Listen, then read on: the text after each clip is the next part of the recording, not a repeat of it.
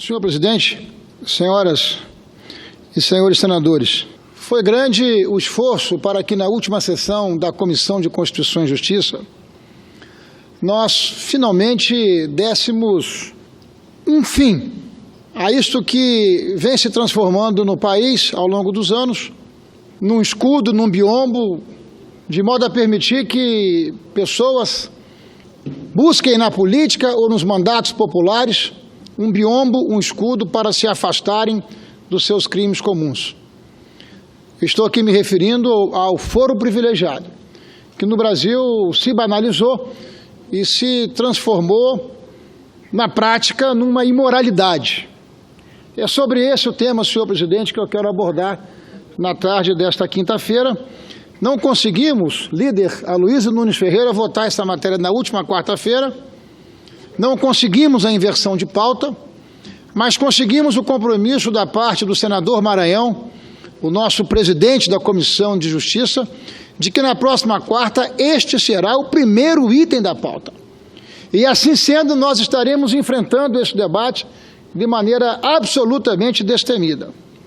O foro especial, por prerrogativa de função, mais conhecido como foro privilegiado, é um instrumento pelo qual os tribunais específicos têm o poder de processar e julgar determinadas pessoas ou grupos de pessoas. No Brasil, o foro privilegiado já vem de muito longe e hoje se apresenta como um remédio que, graças à dosagem extrema com o qual é apresentado, já virou muito veneno e deixou de ser remédio. Mas quem surgiu primeiro no país? A nossa Constituição ou o foro privilegiado? Os dois nasceram juntos. Logo na primeira Constituição do país, promulgada em 1824, no Império ainda o foro privilegiado já estava lá, marcando presença. Vejamos o que diz o artigo 47 da nossa primeira Constituição Federal. Aspas. É atribuição exclusiva do Senado conhecer dos delitos individuais cometidos pelos membros da família imperial, ministros de Estado, conselheiros de Estado, senadores e deputados durante a legislatura. Agora vejamos o absurdo adicional aos olhos de hoje. Um outro artigo desta Constituição, a de 1824, a nossa primeira Constituição Federal, no seu artigo 99, com relação à figura do imperador, que era inimputável. Diz o artigo, senador José Aníbal, a pessoa do imperador é individual e sagrada. Ele não pode estar sujeito a responsabilidade alguma. Isso é o que prosperava em 1824. Ao Supremo Tribunal de Justiça, a mais alta corte da época, a Constituição reservava o seguinte papel: conhecer dos delitos e erros do ofício que cometeram os seus ministros, os empregados do corpo diplomático e os presidentes das províncias, equivalentes hoje aos governadores de Estado. Portanto, essa coisa do foro privilegiado, ele nasce com a nossa primeira Constituição Federal e ao longo de todas elas, ao longo da República, ela vem se arrastando e ganhando em cada momento sentidos de banalização. A partir daí o que ocorreu? O foro privilegiado não apenas continuou, como também se ampliou largamente ao longo das nossas 6 constituições republicanas. A Constituição de 88, o instrumento atingiu o seu ápice, o topo, contemplando enorme leque de autoridades num patamar sem equivalência em parte alguma do mundo. Após debate intenso entre constituintes, a atual Constituição, apesar de ser considerada a mais democrática de todas elas, não prevê expressamente vedação de foro privilegiado, muito pelo contrário. A Constituição cidadã acabou sendo muito generosa no quesito foro privilegiado, ampliando o fosso entre a maioria da população e uma parcela minoritária de privilegiados. O resultado dessa banalização é que atualmente são 22 mil pessoas, pelo menos, em todo o Brasil, que gozam desse privilégio, meio como que criando cidadãos de primeira e de segunda classe. pessoas que gozam de um inaceitável privilégio de responder a processos criminais diretamente a tribunais especiais e não a um juiz comum de primeiro grau, fortalecendo inclusive a figura e a pessoa do juiz natural. Eu não estou me referindo aqui à chamada imunidade material, eu estou me referindo aqui a crimes comuns.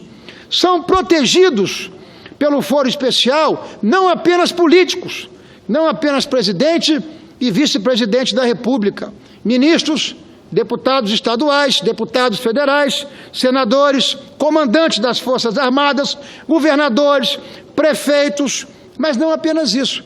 Também juízes de primeiro grau, juízes dos tribunais superiores, juízes federais, desembargadores federais e membros, em toda a sua inteireza, do Ministério Público e dos tribunais de contas. Na farra na prática não é difícil chegar à conclusão que o foro privilegiado no Brasil se transformou numa farra.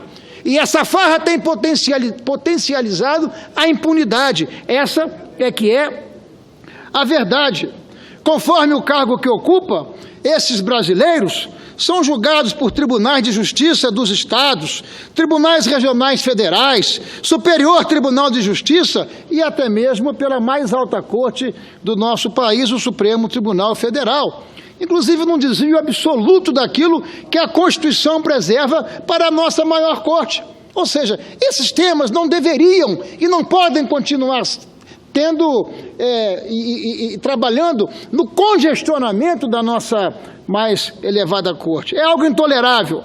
Precisamos acabar com essa verdadeira farra do foro privilegiado, até porque o artigo 5º da Constituição Federal estabelece que todos os cidadãos são iguais perante a lei, mas o foro privilegiado é uma exceção imoral que acabou virando regra e não exceção. Na República, a lei nos iguala, pelo menos deveria nos igualar. Estamos aqui a avaliar um instrumento que nega a igualdade e exalta a impunidade. Para nós parlamentares, que prerrogativas deveríamos ter para o exercício das nossas tarefas que são delegadas pela população brasileira? Evidentemente, só as que garantem a palavra para afirmar nossas convicções sem qualquer tipo de censura. É excesso qualquer prerrogativa para além do limite da chamada imunidade material, que torna inviolável as nossas opiniões, as nossas convicções, por qualquer que sejam elas. Esse é o limite daquilo que nós precisamos para o exercício dos nossos mandatos em favor da sociedade brasileira. Até porque, senador Zé Aníbal, mandato não é propriedade particular de quem o exerce. Mandato é propriedade da sociedade. Nós recebemos uma delegação para atuar em seu nome e não podemos nos valer disso para continuarmos com esses excessos. E o foro privilegiado seguramente é um desses excessos. Falemos aqui então em bom português. O foro privilegiado serviu e serve até hoje de biombo para ocultar delitos praticados por uma minoria, como escudo para retardar ou anular punições, porque as prescrições aos montes, elas estão presentes no julgamento do Supremo Tribunal Federal. Há hoje no Supremo Tribunal Federal 84 inquéritos envolvendo 53 deputados e senadores e que se tornaram ações penais no Supremo Tribunal Federal, estão na média, creiam vossas excelências ou pasmem vossas excelências, há mais de 7 anos, sem previsão de desfecho. Desse total de processos, 22 tramitam há mais de 10 anos na instância do Supremo Tribunal Federal. Outros 37 casos já passaram de 6 anos à espera de julgamento. O foro privilegiado afronta a democracia, a cidadania, quando se sabe também que só 16 dos mais de 500 parlamentares processados no Supremo Tribunal Federal entre 1988 e o ano passado foram condenados por crimes contra a administração pública. Estamos, por diante de um sistema absolutamente falido, carcomido e esgotado. Os processos não andam, os tribunais não conseguem julgar os privilegiados e a justiça deixa de ser efetiva. Em 2003, o Supremo Tribunal Federal levava em média 277 dias para julgar ações penais com foro privilegiado.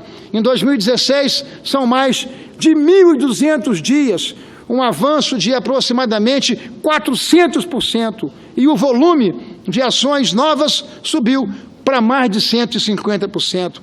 Essa morosidade toda nos faz lembrar Rui Barbosa, quando afirmou certa vez que justiça tardia não é injustiça, senão injustiça qualificada e manifesta.